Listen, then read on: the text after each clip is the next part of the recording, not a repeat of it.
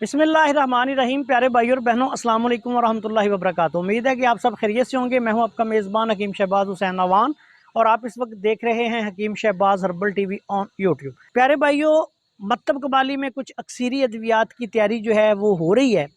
तो इस वक्त हम गंधक आमला सार इसको पिघला रहे हैं। हमने गंधक आमला सार अक्सरी तैयार करनी है।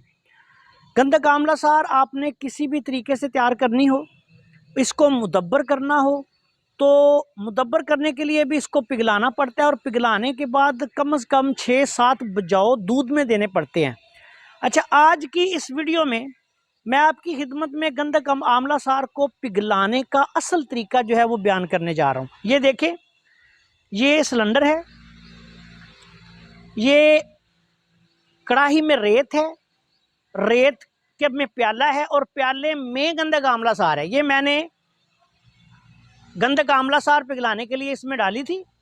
फिर मेरे ज़हन में आया कि चलें आप दोस्तों को भी बता दूं कि ये असल तरीका क्या है, क्योंकि ये आग और बारूद का खेल होता है और अक्सर जो तबीब हैं, जो नए नए तबीब बने होते हैं, उनको अमाले दवासाजी का नहीं पता होता। तो फिर ये जब वो गंधक वगैरह के नुस्खा जात बनाते हैं तो फिर आग लग जाती है। मैंने देखा है कि कई अनाड़ी तबीब अपने घरों को आग लगा लेते हैं, छतों को आग लग जाती है।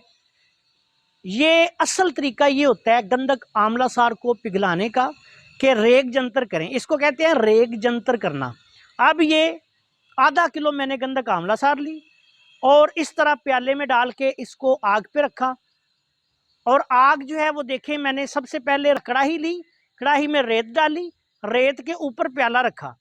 अब ये तकरीबन 1 घंटे में ये दरमियानी सी आग जल रही है।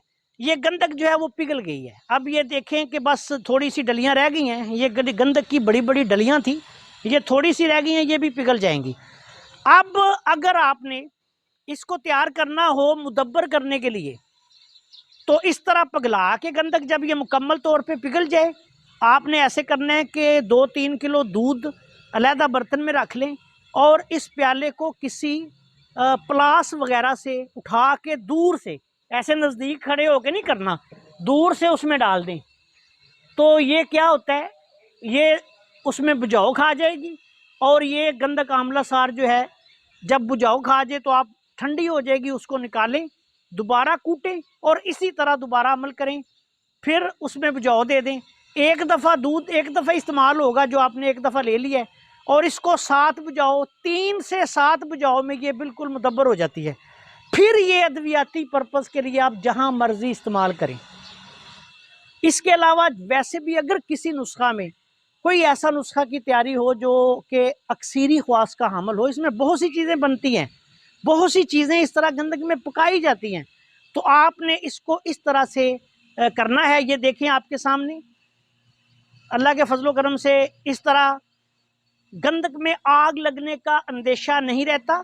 और अक्सर जो कई अनाड़ी तबीब होते हैं ये वैसे ही कढ़ाइयों में डाल के या घरों में चूल्हों पे रख लेते हैं और फिर इसको आग लग जाती है और फिर आगे घर को भी आग लग जाती है। मैंने कई ऐसे वाक़यात देखे और सुने हैं और बाज़ औक़ात लोग जल भी जाते हैं। तो इसलिए मैंने ये सोचा कि चलें, जो तबीब हैं जो इस तरह के अमाल करना चाहते हैं उनको ये बता दिया जाए कि किस तरह गंधक को पिघलाया जाता है। ये तरीका है गंधक को असल पिघलाने का, रेग जंतर करने का। इसको रेग जंतर भी कहते हैं और ये जो अक्सरी अद्वियात होती हैं उनमें इसका इस्तेमाल किया जाता है। अब ये गंधक देखें आप,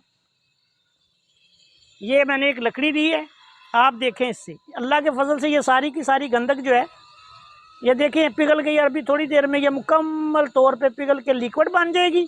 उसके बाद फिर हम इसको अपने जो हमने इस पे अमल करना है वो इस पे से हम करेंगे। ये गंधक पिघल गई है। और ये बात याद रखें कि जब भी ये अमल करें कभी भी अपने घर में ना करें।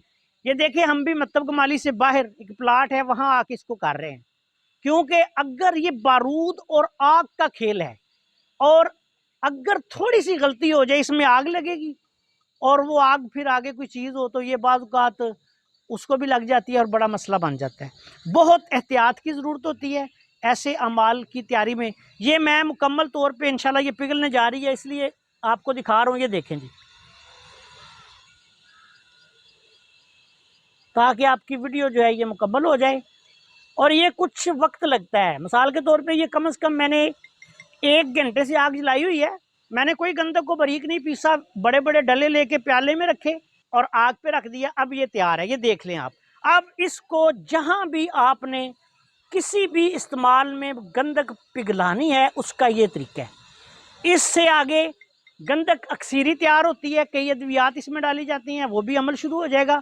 मुदब्बर करनी है, वो भी अमल शुरू हो जाएगा।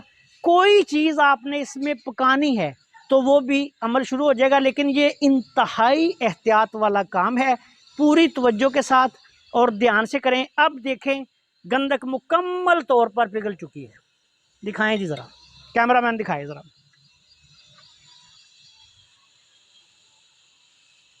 उम्मीद है कि आप सब दोस्तों को समझ आ गई होगी। अगर आपने अभी तक हमारे चैनल को सब्सक्राइब नहीं किया तो चैनल को सब्सक्राइब कर लें और हमारी इन वीडियोस को अपने दूसरे दोस्तों के साथ शेयर भी किया करें ताकि वो भी इनसे फ़ायदा उठाएं।